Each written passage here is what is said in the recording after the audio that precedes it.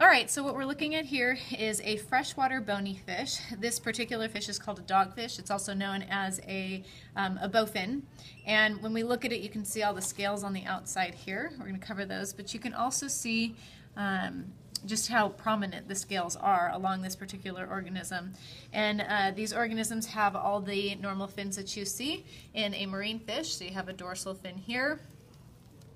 You have, sorry about that, we have a pectoral fin here, we have a pelvic fin here, and we have an anal fin. What you don't see missing over in this area is going to be your caudal fin, and it is a bony fish, so it's going to be homocircle, the same size on the top as it is on the bottom. Looking at these organisms, we have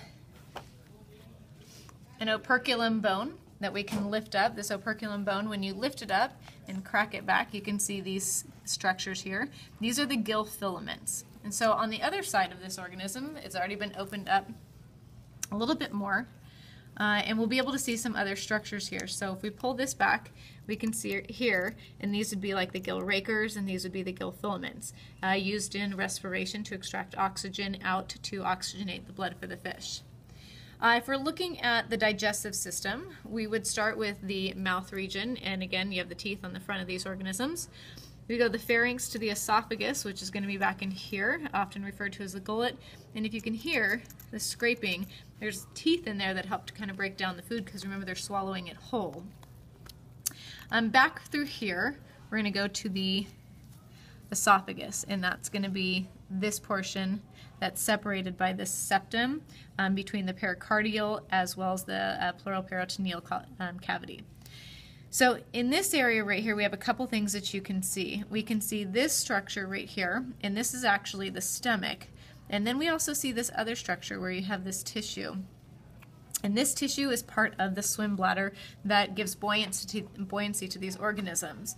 And the really interesting thing about these particular fish or organisms that live in very stagnant water, or water that's not moving or not turbid, what happens is they have a lack of oxygen. And so what they have the ability to do is take the oxygen from the swim bladder and pass it back over the gills in order to extract the oxygen and utilize it in their body. And then what they'll do is they'll go to the surface and take a gulp of air and push it back into the swim bladder so that they can maintain their neutral buoyancy that they need.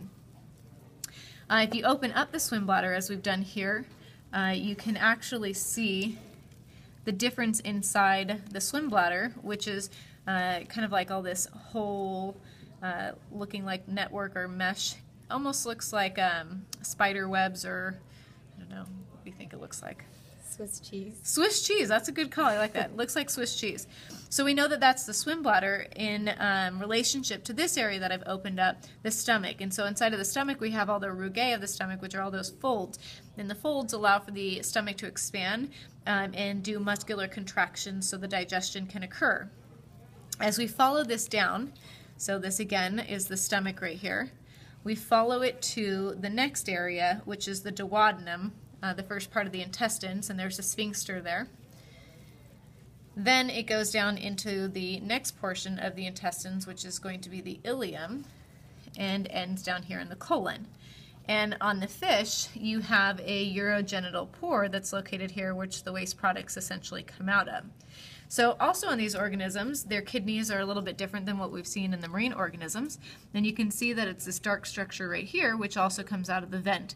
The waste products are going to exit here, and these organisms are saltier than the environment in which they live in, and so what happens is they take on water quite frequently, and so the kidneys have to work in overdrive in order to release that extra water that they're taking on so they're not bloating.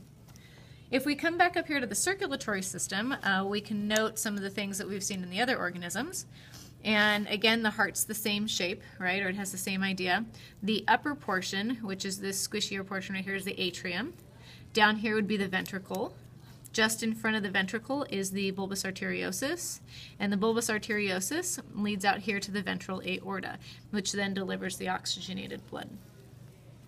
On the back side here, what we can see are a couple things. I've inserted my probe into, and again, this is the more dorsal region, and this is the ventral region. This would be the spinal cord, this would be the vertebral column, and down here would be the dorsal aorta, and that's where the blood would be delivered throughout the body to all the vital organs. This particular organism was a female fish, and you can tell because you have all of these little eggs that are sitting in here. And the ovaries actually sit in this entire cavity right here. It's been removed, but you still have the oviduct that would travel down here and of course release from the urogenital port area. The other thing that you want to note is this structure right here.